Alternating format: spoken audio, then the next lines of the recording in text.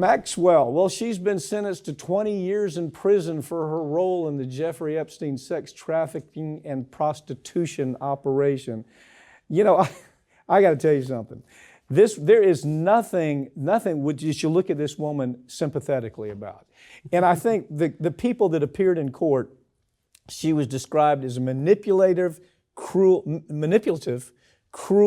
merciless monster. Okay? Of course, that's not what she's projecting now. Her lawyers are projecting, oh, the poor thing. Her daddy was killed when she was a child.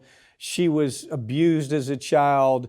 There's so many things we need to forgive her for. No, not really. She was involved in extensive child exploitation. She got 20 years. I wish she could have gotten more. I think this is an individual who should never have had the option of walking outside of a prison ever again. Yeah. 20 years is not enough for what she did. Yeah. The trauma these women carry with them now forever, for eternity, for also not giving us the names of every single person that used these women. Because to me, that's the part of the story that has to get told. I don't even care how we get it out of her, but we have to get those names. She does, and it's beyond time because what Epstein did was unforgivable. What she did was unforgivable, but they were doing it for all these people. Yeah, you know, Farron, I loved what this judge did. This is Judge Allison Nathan.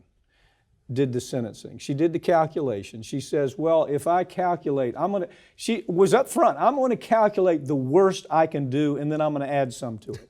So she calculated between 15 and 19 years and she says, you know what, that's not enough. I'm sending you away for 20 years. And I think it was exactly what had to happen.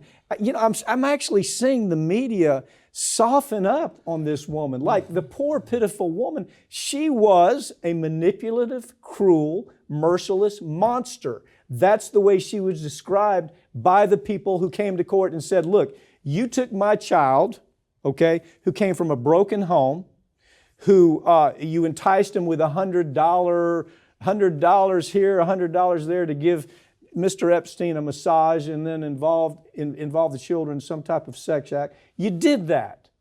And you know, you preyed on these children who were, some of them were runaways, some of them were just coming from absolute poverty, but a lot of them came from broken homes. They were just, she would target these victims. She's the worst of the worst where it comes to predators. Right, one of them told the story about how she was just a young girl at Mar-a-Lago, of all places, and Maxwell is the one who approached her, manipulated her, recruited her, and she told that story in court.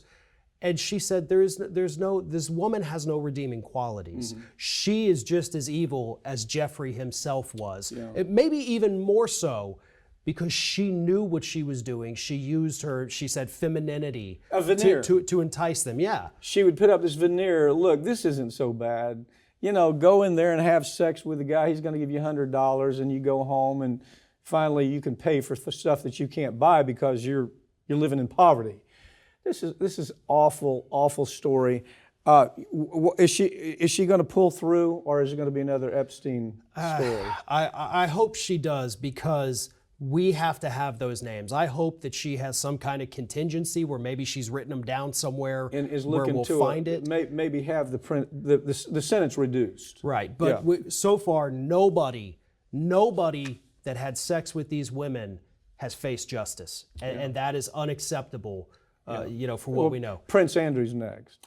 Yeah. Well, let's hope so. And there's, you know, a lot of high-profile politicians and tech people in the U.S. The number of Wall Streeters is off the chart. Wall Streeters, scientists. Yeah. We need names, and we need them now. I agree. Farron, thank you for joining me. Thank you. That's all for this week, but all of these segments are going to be available on this coming week right here on this channel, and you can follow us on Twitter at America's Lawyer.